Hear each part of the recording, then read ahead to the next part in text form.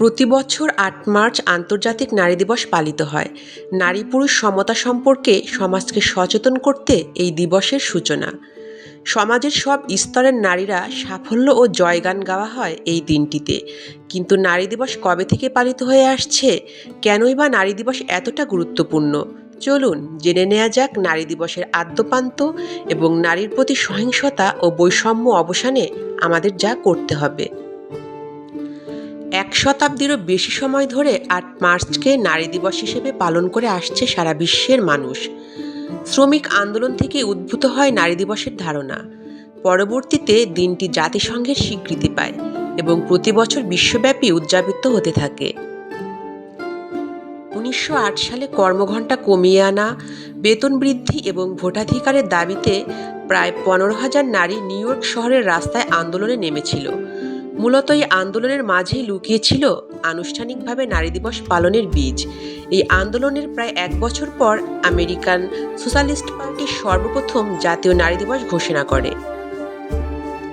জাতীয় পর্যায় থেকে দিনটিকে আন্তর্জাতিক নারী দিবসে পরিণত করার প্রথম উদ্যোগটি নিয়েছিলেন কমিউনিস্ট ও নারী অধিকার কর্মী ক্লারা জেটক্লিন। ১৯১০ সালে তিনি কোপেনহেগেন কর্মচারী নারীদের এক আন্তর্জাতিক সম্মেলনে এ ধারণার প্রস্তাব দেন। সেই সম্মেলনে উপস্থিত ১৭ দেশের ১০০ জন নারী সকলেই তার প্রস্তাব সর্বসম্মতভাবে গ্রহণ করেন। বেগুনি, সবুজ এবং সাদা এই ৩টি রং হল আন্তর্জাতিক নারী দিবসের রং। বেগুনি রং দিয়ে ন্যায় বিচার এবং মর্যাদাকে বোঝানো হয়, সবুজ রং দিয়ে আশার প্রতীক, আর সাদা রং হল বিশুদ্ধতার প্রতীক। যদিও এই ধারণা নিয়ে বিতর্কিত রয়েছে।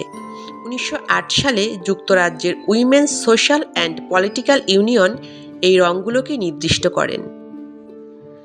বাংলাদেশ সহ সারা বিশ্বেই নারীরা আজও নানা ধরনের সামাজিক, অর্থনৈতিক ও শারীরিক সহিংসতার শিকার হচ্ছেন। সমাজে একদিকে উন্নয়ন ও পরিবর্তন ঘটলেও নারীর প্রতি সহিংসতা, বৈষম্য ও শোষণ অব্যাহত রয়েছে।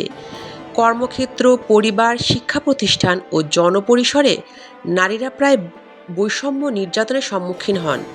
বিশেষ করে নারীরা প্রতি সহিংসতা, যৌন হয়রানি, বাল্যবিবাহ এবং পারিবারিক নির্যাতন আজও আমাদের সমাজে গভীরভাবে প্রথিত।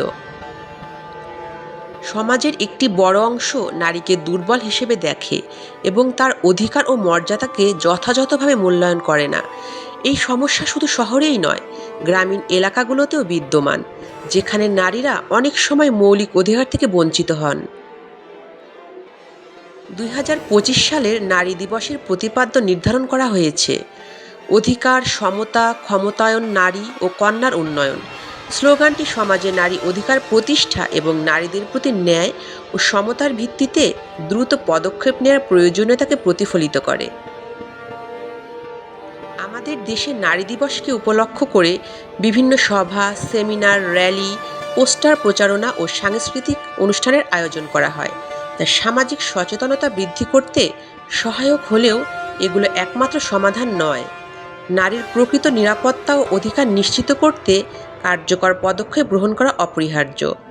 সামাজিক, অর্থনৈতিক ও আইনগত স্তরে কঠোর পদক্ষেপ গ্রহণ না করলে নারীদের জীবনমান উন্নয়নে কোনো বাস্তব অগ্রগতি অর্জন করা সম্ভব হবে না।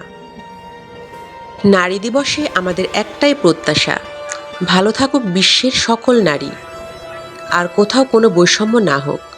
সকলকে জানাই নারী দিবসের শুভেচ্ছা।